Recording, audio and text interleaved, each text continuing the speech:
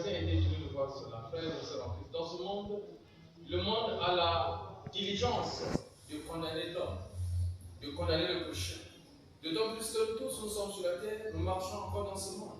Et que nos actes cachés parfois sont impurs, sont indignes. Mais nous devons pour condamner les autres. Le Seigneur nous rappelle que nous ne devons pas condamner activement la personne que nous avons vu commettre l'erreur. Oui, nous condamnons l'erreur, mais nous ne savons pas quelle est la dimension de repentance ou de repentir qu'il est en train de tenir dans son cœur.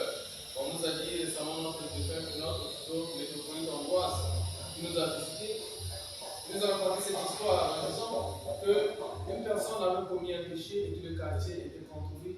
Tout le monde se riait contre lui, tout le monde se moquait de lui. Mais cette personne, chaque nuit, fondait en larmes devant son Dieu en disant: Seigneur, j'ai commis des erreurs, est-ce que tu peux me pardonner? Ainsi, le père spirituel qui passait devant la cellule de cette personne a compris que son serviteur pleurait chaque jour, fondait en larmes pour implorer la miséricorde de Dieu. Mais par contre, ses frères, moines qui étaient avec lui, l'incriminaient tous les jours. Alors le jour de supérieur a décidé de pardonner cette personne-là, tout le monde est surpris. Et ils ont seulement condamné ce qu'ils voyaient, mais ils n'ont pas vu ce que la personne remettait à Dieu. La repentance, de repentir dans sa conscience.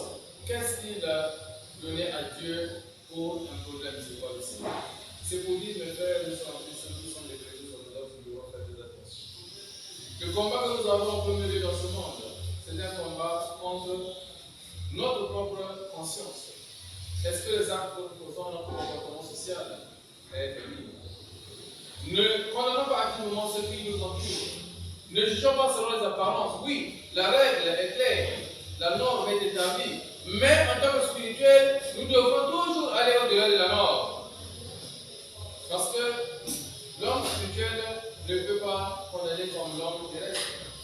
L'homme politique condamne par des lois déjà établies. Mais l'homme spirituel également condamne, mais une condamnation avec possibilité de repentance.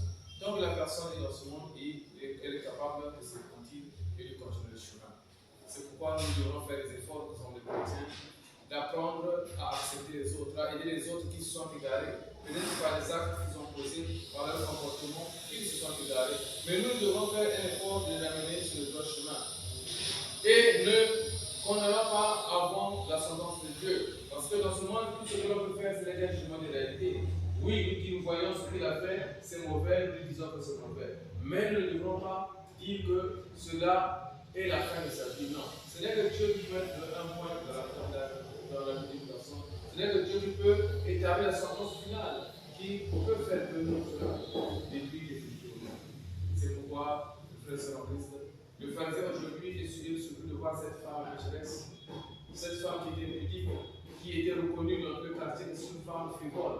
Mais cette femme vient toucher le pied de Jésus, les embrasse. Le pharisien a trouvé cela vraiment très grave. Mais le Seigneur dit: à cette femme que j'ai pardonné plus devant les hommes, cette femme bénéficiera de la grâce parce que sa repentance sera grande.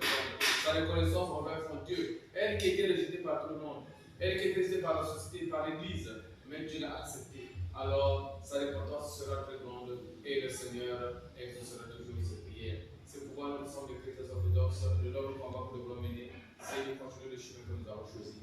Oui, certainement nous allons trouver des obstacles dans notre parcours, dans notre chemin, parce que nos amis, nos frères, nos parents tenteront de nous condamner, mais nous devons garder le focus dans notre conscience devant le Seigneur.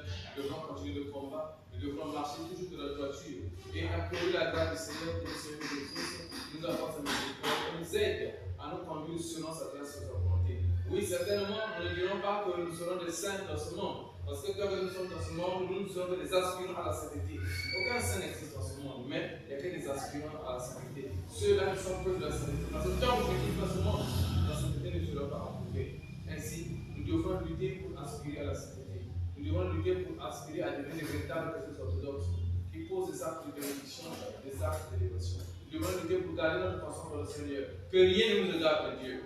Cette femme-là, si elle a regardé le péché, on dit bien que c'est une femme frivole, une femme impudique. Mais si elle a regardé tout le mal qu'elle a fait, si elle a regardé tout ce que la société faisait peser sur elle.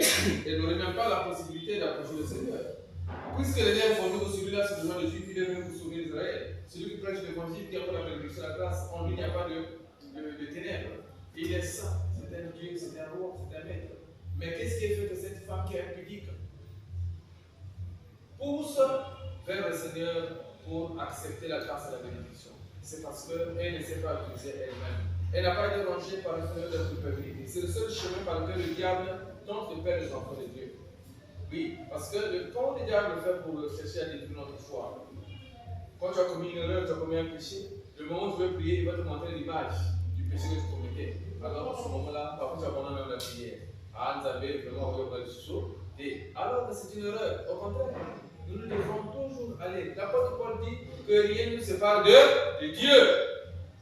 Rien ne nous séparer. Au contraire, nous devrons rester attachés au Seigneur, quel que soit les temps et les contre-temps. C'est par là que la grâce et la bénédiction viendra, comme dit David, et je lève les yeux vers les montagnes, nous me viendra le secours. Mais les mains que tu lèves, ce sont des mains tentées de sang. Les mains que tu lèves, ce sont des mains qui sont tentées de péché, d'impureté, de noirceur. Mais ces mains doivent être élevées parce que les montagnes, c'est vers les montagnes que le secours viendra. La montagne, au temps présent, c'est le lieu où tu as reçu la bénédiction, l'illumination et l'initiation chrétienne. La montagne, c'est l'église. C'est pourquoi les saints-pères nous ont enseigné que nous ne devrons pas passer tout le dimanche sans aller à la montagne, sans aller à l'église, le lieu où nous avons reçu l'illumination, le lieu où nous avons reçu la bénédiction, le lieu où nous avons reçu l'initiation chrétienne. Parce que c'est par là que nous serons communiants avec les forces célestes, avec les esprits, avec tous ceux qui ont prié Dieu avant nous. C'est pourquoi lorsque nous sommes dans l'église, nous quittons le monde des ténèbres pour entrer dans le monde de la lumière. Quand nous quittons l'église, nous quittons le monde terrestre pour entrer dans le monde céleste. Parce qu'ici, vous voyez toutes les icônes qui sont là, ce ne sont pas des simples décorations. Dans le symbolisme orthodoxe, ce ne sont pas des simples décorations, mais ce sont des représentants des êtres qui ont été élevés, qui ont prié ce même Dieu que nous. Rien que par leur prière, nous pouvons être sauvés. Mais si tu te rends de l'église, alors comment seras-tu délivré, comment seras-tu béni? C'est toi, mes frères, faisant un effort. Nous sommes des chrétiens. Ne jugeons pas hâtivement. Au contraire, accordons à chacun la chance. Accordons à chacun de nous la chance de trouver le chemin de Dieu. Accordons à chacun de nous la chance de trouver le chemin de la lumière. Ce n'est que par cette foi que le Seigneur va nous aider. Si nous voulons témoigner Dieu dans notre existence, nous devrons apprendre à soutenir ou à nous soutenir les uns les autres. Si nous voulons témoigner Dieu dans notre existence, nous ne devrons pas apprendre à condamner les autres, mais plutôt à ramener tout le monde vers le chemin du Seigneur.